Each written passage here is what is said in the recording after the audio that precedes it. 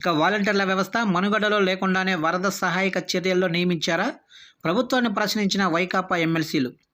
ఇక వాలంటరీ వ్యవస్థ మనుగడలో లేకపోతే వరద సహాయక చర్యల్లో పాల్గొనాలని వారినిలా ఆదేశించారని ప్రభుత్వాన్ని వైకాపా ఎమ్మెల్సీలు వరుదు కళ్యాణి, సిపాయి సుబ్రహ్మణ్యం, కలపలత, వంక రవీంద్రనాథ్ ప్రశ్నించారు.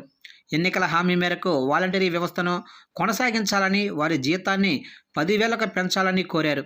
అసెంబ్లీ మీడియా పాయింట్ వద్ద బుధవారం వారు విలేకరులతో మాట్లాడారు. ప్రభుత్వ నిర్ణయంతో 2.60 లక్షల మంది వాలంటీర్లు రోడ్డున పడే ప్రమాదం ఉంది. వారిని ఆదుకోవాలి. ప్రభుత్వం, మద్యం దుకాణాల్లో పనిచేసిన వారు ఎన్డీఏ ప్రభుత్వం వచ్చాక ఉపాధి కోల్పోయారు. బడ్జెట్లో నిరుద్యోగులకు ఉద్యోగ కల్పన, నిరుద్యోగ భృతి ప్రస్తావన లేదు అని వరుదు కళ్యాణి అన్నారు. కరోనా సమయంలో వాలంటీర్లు విశేష సేవలు అందించారని ఎమ్మెల్సీ సిపాయి సుబ్రహ్మణ్యం అన్నారు. గత ప్రభుత్వంలో ప్రారంభమైన 17 మెడికల్ కళాశాలల నిర్మాణాన్ని కొనసాగించాలి. అలాగనే ఆరోగ్యశ్రీ పెండింగ్ బకాయిలను కూడా విడుదల చేయాలని ఆయన కోరారు.